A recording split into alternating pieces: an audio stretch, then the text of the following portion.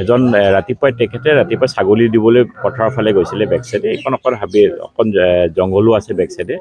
তেওঁ যাওঁতে তেওঁ হঠাতে ধৰি পেলাই তেওঁ থিতাতে নিহত হ'বলগীয়া হয় আৰু এজনক আক্ৰমণ কৰিছে তেওঁক পৰৱৰ্তী সময়ত আমাৰ নগাঁও চিভিল হস্পিটেললৈ পঠিওৱা হৈছে এতিয়া তেখেতৰ চিকিৎসাও চলি আছে এতিয়া বাঘটো এই অঞ্চলতে আছে আৰু বাঘটোৰ বিষয়ে অলৰেডি কাৰণ যিহেতু বাঘটো হাতীৰ কথা বেলেগ ফৰেষ্টে ধৰিব পাৰে কাৰণ বাঘটো ট্ৰেংকুলাইজ কৰিব লাগিব সেইকাৰণে ট্ৰেংকুলাইজ কৰিবৰ কাৰণে গুৱাহাটীৰ জুত এইটো ব্যৱস্থা আছে আৰু কাজিৰঙাত ব্যৱস্থা আছে সেইকাৰণে তাৰ পৰা অলৰেডি ৰাতিপুৱাই যোগাযোগ কৰা হৈছে অলৰেডি তেখেতসকলৰ এক্সপাৰ্ট তাৰ পৰা ৰাওনা হৈছে কিন্তু আহিবলৈ অলপ সময় লাগিব প্ৰায় 1.5 ঘণ্টামান লাগে তাৰ পৰা আহিবলৈ সেইকাৰণে তাৰ পাছত আমি বাঘটো ট্ৰেংকুলাইজ কৰাৰ ব্যৱস্থা কৰা হ'ব আৰু মই তেতিয়ালৈকে ৰাইজক এটাই অনুৰোধ যে ৰাইজে ঘৰে ঘৰে থাকে কাৰণ বাঘ চোৱাৰ কাৰণে ওলাই আহিছে ফটককৈ আকৌ ওলাই পেলাই